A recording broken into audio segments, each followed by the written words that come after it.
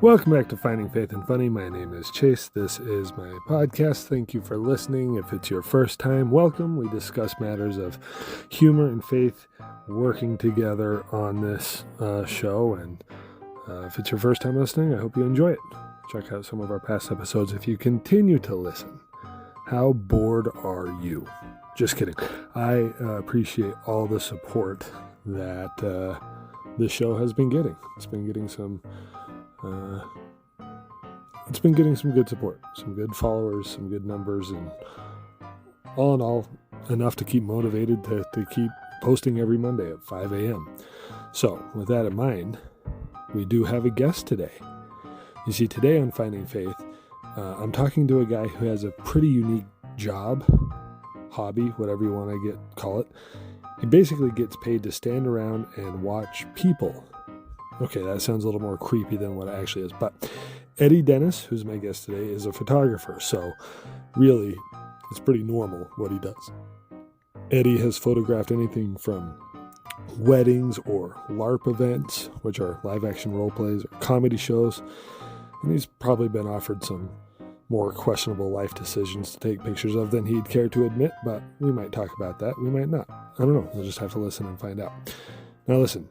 When you're behind a camera, you get a pretty interesting perspective on people and life in general. You see the moments they want everyone to remember, and sometimes the moments they desperately hope no one ever sees. And that got me thinking, what can photography or a photographer teach us about people and about the way we see ourselves? Because maybe having faith is a little bit like photography. Sometimes you have to change your perspective. Sometimes you have to focus on what really matters. And sometimes you just have to crop out some of the people in the picture. So today, I sat down with Eddie Dennis to talk about photography and laughter and people and why the best moments in life aren't just always the ones we planned. So with that in mind, this is Eddie Dennis, and here's our conversation. Nah, I guess I'll do this. I'm so glad you were bored enough to talk to me today. I've been busy the past couple weekends, that's for sure. Busy's better than bored some days, right? Some days. Some days. I was at the Cedar City Renaissance Fair. How was that? It was a lot of fun. For my friend Mike's LARP group, we live action role play. Yeah. D&D with you wearing the attire and acting the D&D part. With exercise. Yeah. Yes. Somewhat. But anyway, they had a booth up there where they were trying to earn money for their game, and I went and volunteered. And it's funny because you're actually, so we had quests that we were giving people, or like little side jobs and stuff. Yeah. And they would go like pickpocket like someone. Of course, it was someone that we threw out there, not just some rando. You go pickpocket some dude. And no, there was like a piece of fabric that was tied to someone's belt, and they had to go pickpocket them and stuff like that. It's like a gang initiation. Yeah, kind of. Yeah. Okay. But then there were also other people who had little quests and stuff that people would come to us. And they were like, "Yeah, go talk to the LARP people about LARP people." Yeah, well, Alliance LARP. That was the name of it. They're like, "Go talk to them about chivalry and becoming a knight." And then I got handed the piece of paper to read, and I'm like, "You want me?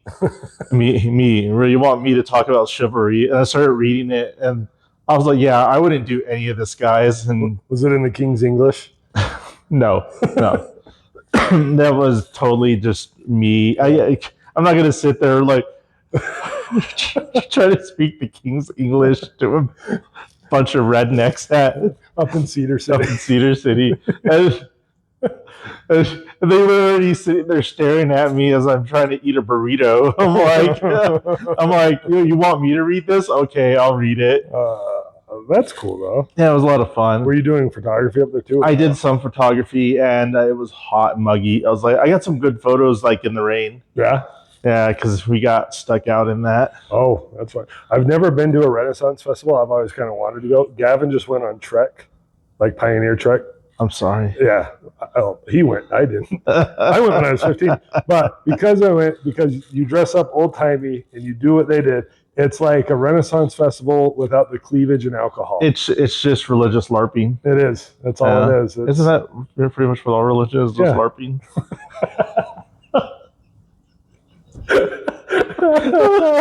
Yeah, pretty much.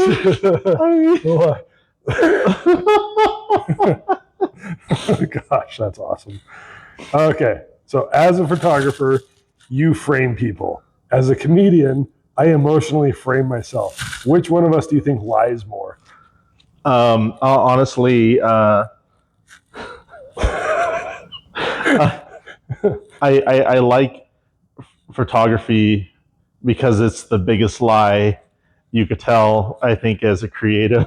Oh, really? Honestly, because I know, like with comedy, we will, like I'll include myself in that because I like comedy that much. But I think that we tend to fabricate things a little bit, just for the haha, But in photography, for example, I could take a photo of you right now. Mm-hmm. You look very stoic, but no, you're slumped over a couch.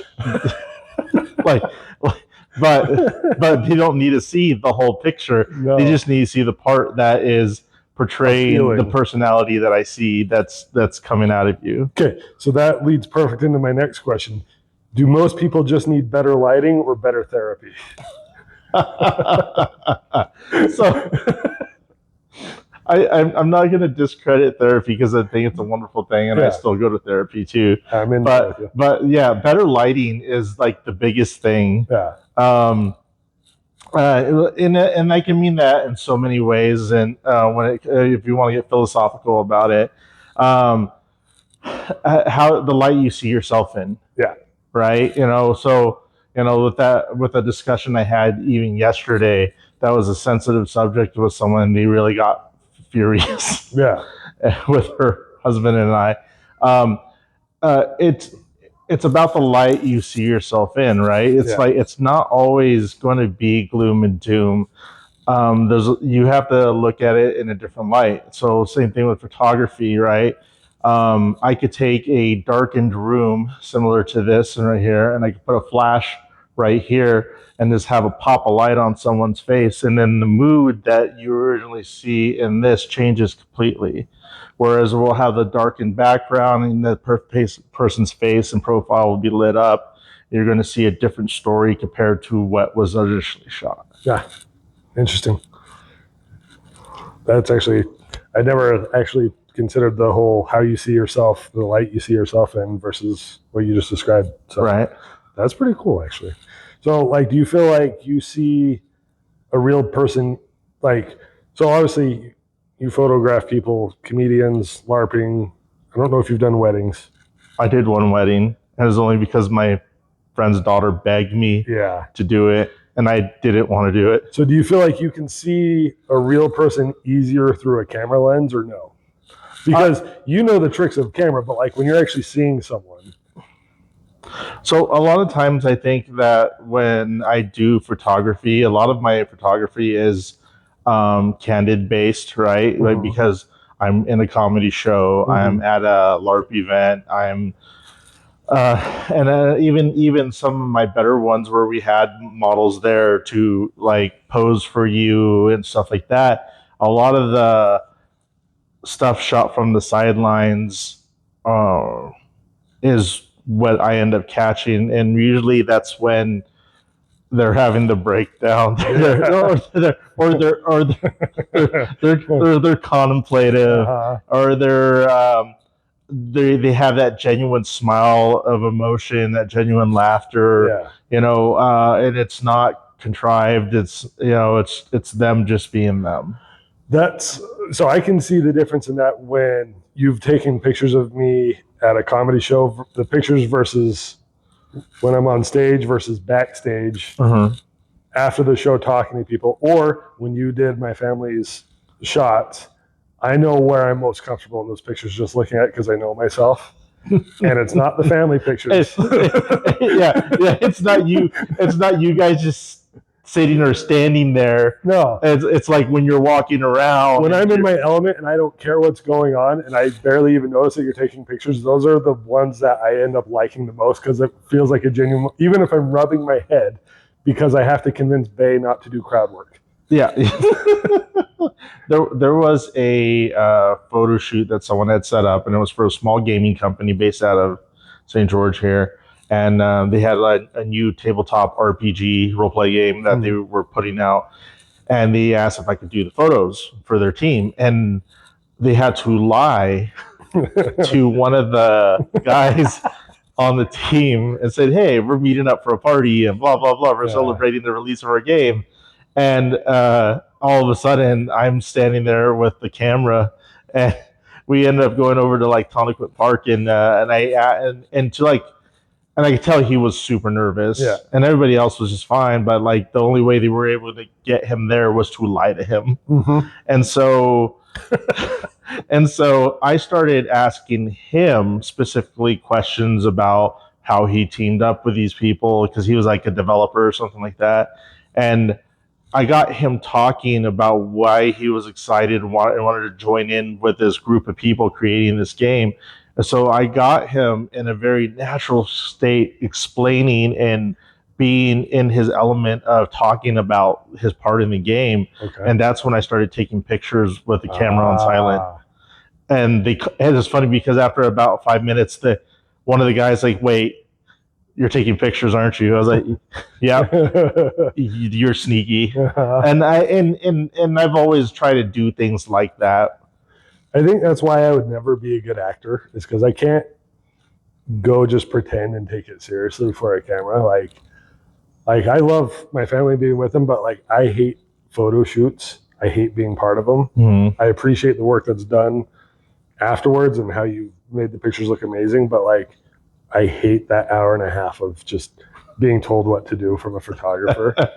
And so that's why the difference is when I'm in my own element, not paying attention to anything else, I'm so much more relaxed. So yeah, I've done high school prom pictures. Oh hell! And I'm not gonna lie. It's usually teenagers. It's teenagers I know, like their parents. That's good.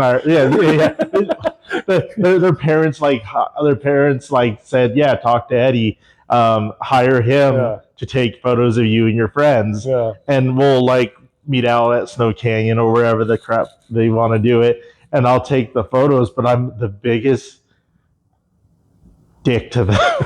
Like it's like, especially it's my friend's son. I'm like, I'm gonna not. And you not embarrass him in front of his date. Yeah.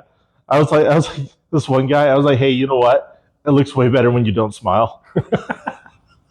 Just ask her. I'm just saying. I've taken pictures of you before, and it looks better when you don't smile, dude. Did you ever like stop and be like, hey, buddy, her eyes are up here. Keep your eyes up. Just embarrass them. You have to have fun with it, and that's the biggest thing. Is the more relaxed you are, the more relaxed they will be. So if you obviously with prom group or something, like you've had to take pictures of people you don't know.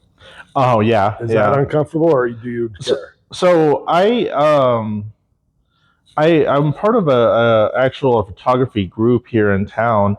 I haven't met with them very much just because the conflicting schedules and stuff. Yeah. But the first time I went by myself. I didn't know anybody there, and it was a bunch of photographers and a bunch of models doing a cowboy shoot. And it was interesting because I didn't know anybody. Yeah. So I was super timid about taking photos about people I didn't know and telling them what to do and whatnot.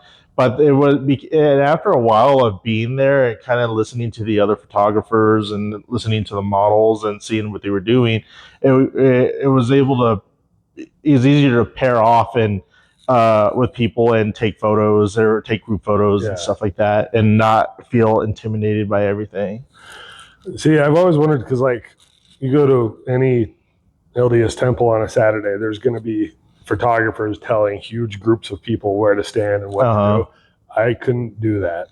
It's interesting because I can barely be the one standing on the stairs. I mean, I get it. So I remember for the wedding that I took photos at, I was at the temple taking pictures of the people coming. I mean, the bride and groom coming out, and they hired me for like the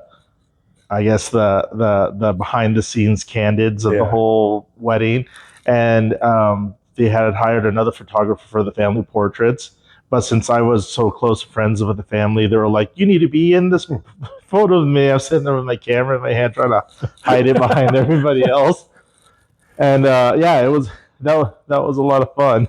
Did you see the movie Wedding Crashers? Yes. I had this idea pre-mission, pre-knowing you were in it. Like, this is like 22, 23-year-old myself, of Mormon wedding crashing, where you go to the waiting room outside of the temple on a Saturday morning and just look for the bridesmaids.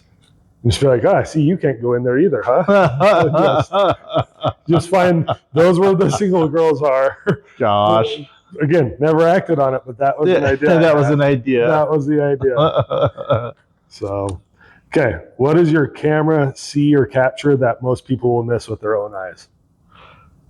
So I like the details and the sharpness of photos. So, especially when it comes to lighting and the way you take photos of people and the way you're focusing on, because I like to try to get as much focus on the eyes as possible. Mm-hmm. And when you are in post editing and stuff, and you tend to pixel peep and like zoom in really close to see how quality of a photo you just shot. And what I like to see in photos is the whites in people's eyes, like the lights in people's eyes, catch lights and stuff. I believe, and this is common with a lot of photographers, is that when you see the catch lights in people's eyes, that's what brings life to the photo. Okay. And whether, for example, we're in a room where we have side lighting coming in from both sides. Yeah. If I were to take a photo of you right now, the light from here would be coming in, and it would show, if I'm in focus and zoomed in, it's going to show the lights in your eyes. And I believe that's what brings life to the photo, is just to be able to see that. Well, for someone like me, so you've probably noticed in the 10 years that I've known you now, mm-hmm. that I struggle with eye contact. I don't know what it is. When you're talking, not a problem. When I'm talking, it's not just you. I don't look at people in the eye when I'm talking, and I don't know what the anxiety of it is. But when you talked about seeing the light in someone's eyes, I'm like, that's something I miss all the time. Mm-hmm. So it's cool. I had something I was going to piggyback on that, and I forgot my thought. So, what's the weirdest request someone's ever made for you to come shoot? Are you allowed to say? The face you just gave me tells me there's an answer that I might hear after I hit stop. I will just say it. Okay. I will just say it because, yeah. So anyway, getting into photography and stuff like that. Hold on. I gotta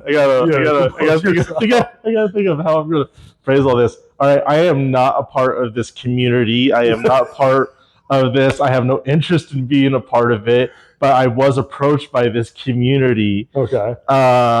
Some people I know that delve into the swinger side of things. Got it. Approached me, and the husband, because I know him and I've known him for a while, he said, "Hey, you do some decent photography. Would you?" You want to come see what I'm decent at?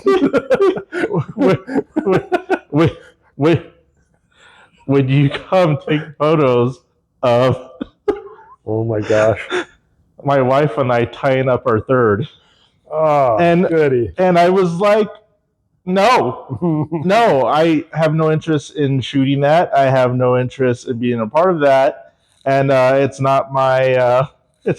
it's definitely not my my niche. So I said no, thank you. That's all right.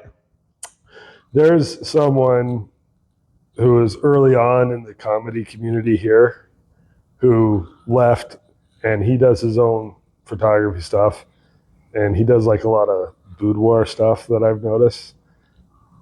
It's fine, Yeah, but him himself, it's always kind of weirded me out that's that's his niche. and he reached out to Kristen and asked if she'd be interested. And I'm like, and no, he didn't do it behind my back. I don't have Facebook. The only reason he didn't approach me is because to get permission. It's because I don't have Facebook, and that's. But even she was like, I'm not responding to this. But I saw him at the store the other day, and it was really hard. I was like in this weird. I'm like, do I bring that up, or am I just like, hey man, what's up? And just I gave him a fist bump and just kind of kept on my way. Again, it's just weird, just only because of who he is. But like he's taking some of those photos and hiding them for himself. Oh my Just calling a spade. And then you know what? I'll be honest. There's like a lot of photographers I've seen that do get into photography for creepy reasons, and I'm just like, not. And that's why when I had that request, I'm like, no, hard pass. See, you're the type that joins the military for the right reasons, not looking for a legal means of killing someone. That's the only metaphor I can bring back to it. It's just, I'm sure there are some people who they should license cameras as much as guns. not to piss off both your hobbies. Yeah. Seriously, your room is full of both. it is actually. You know. So when you say you're going shooting, I never know. Yeah, what you mean. That's exactly. People say that they're like, so like camera shooting, or you're going to go out and shoot guns. I was like, actually both, because I usually bring my camera with me. Which that would be cool too. Yeah. Okay. What's the difference, if there is one, between seeing someone and noticing someone?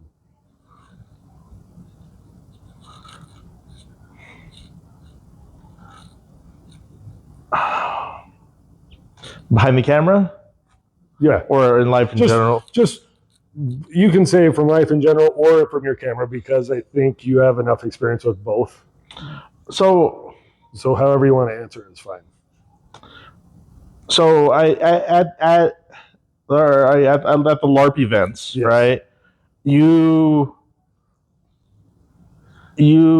notice people a lot and what they're doing on, because everybody's on their own little thing and they have their own little thing that they're working on. And you'll see someone scribing something down on paper and stuff, or someone just enjoying themselves in the tavern, or someone just like napping, right? And I'll get pictures of all of it, right? So you notice them, but then in the same room, there could be a dialogue going on between two people. Now this is all fantasy role play and stuff like that, but there's still emotion in the acting and in the role play of these two people having a conversation about losing a loved one. Okay. And I know, because they are acting in this, there's a lot of people that use real emotions to portray what they're feeling in that moment for the person they're playing. Now, in real life, there's been times when I've taken photos where you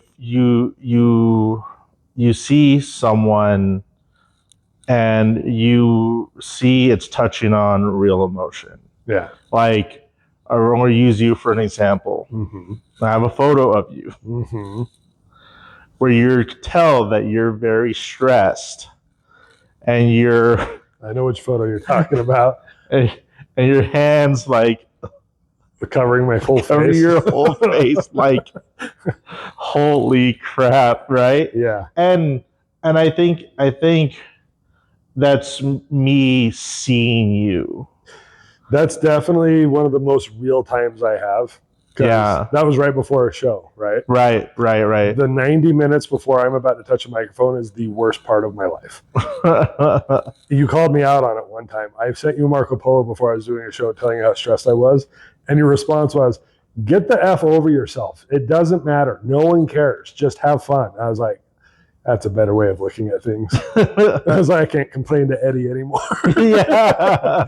But like I needed that because with comedy, you can tell when someone's going up there just trying to go for shock value versus when someone goes up there and they've taken a story, something real, and pinched the humor out of it. Right. That's the difference between a genuine comedian and an idiot. So I have whole folders on my computer of photos that I've taken Uh-huh. that I will never show anyone. Yeah. Right.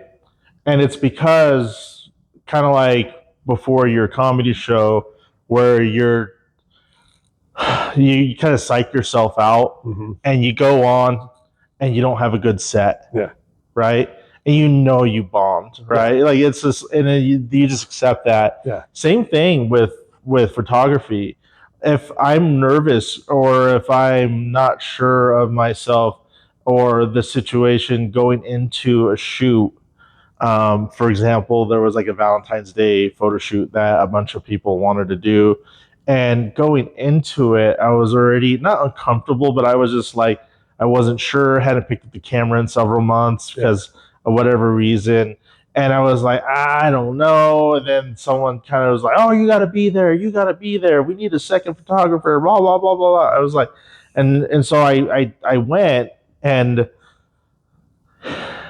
everything was subpar afterwards because I was doing something that like I had already psyched myself out for, and I was like, it's not going to be any good. You already decided how it was going to go. And then there was this another photographer there that all of a sudden I follow him like on Instagram, and he does really well. Yeah. And I was sitting there automatically because I know he's this good photographer. I was like, comparing myself to him and stuff like that. And then then I edited all the photos and I sent it off to everybody that was involved in that shoot.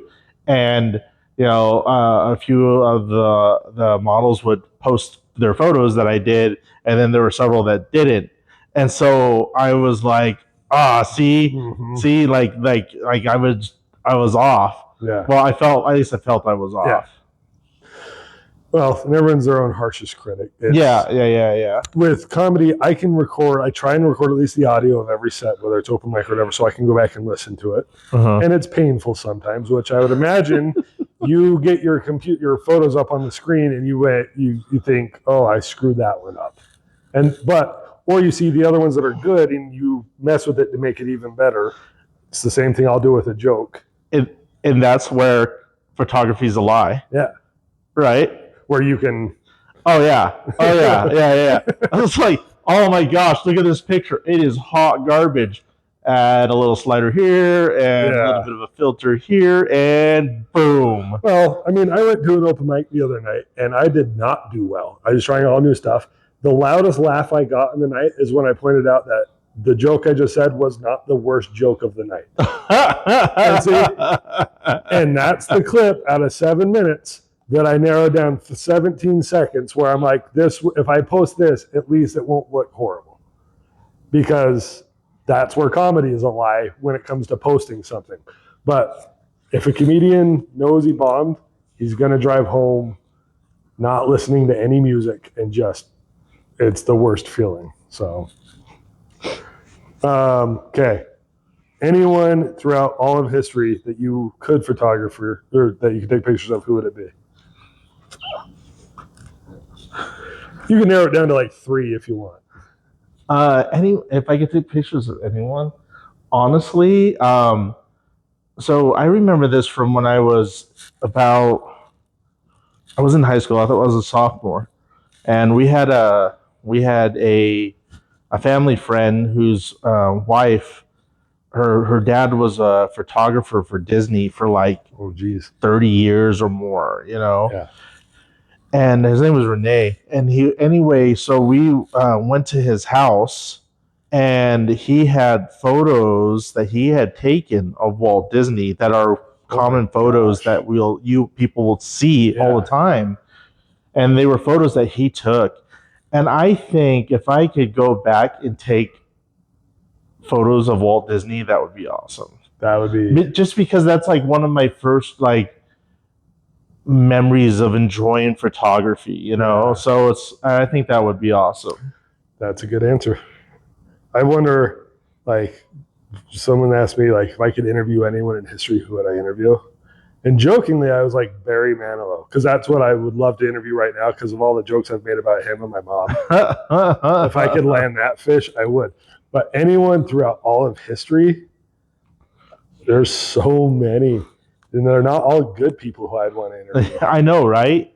Like, I would want to interview Ted Bundy only to ask him about escaping from prison twice, and just ask him like, the second time you get away with it for months, do you just go to sleep every night going, yeah, I'm the best one? I'm a huge narcissist. Right? So I saw Sherrod Small, the comedian, doing a joke how he was the GOAT. Like he was the Michael Jordan of serial killers. And he even talked about when he got the death penalty, how the judge was like, I would have liked to have seen you as a lawyer, like work in this courtroom. You're a very bright man. And he goes, the guy just murdered how many people? And the judge is telling him how much he liked him. Swish. Like he just, it was fantastic. So, okay. Any questions for me? Have you gotten any better at fishing? No, all the rivers are dried up. we need water to be good at fishing. I know, right? all the water's in Beaver right now. Oh, See, here's the thing. 3 weeks ago, Beaver was on fire. And everyone's like, oh, pray for Beaver. And now they're completely flooded out. And again, pray for Beaver.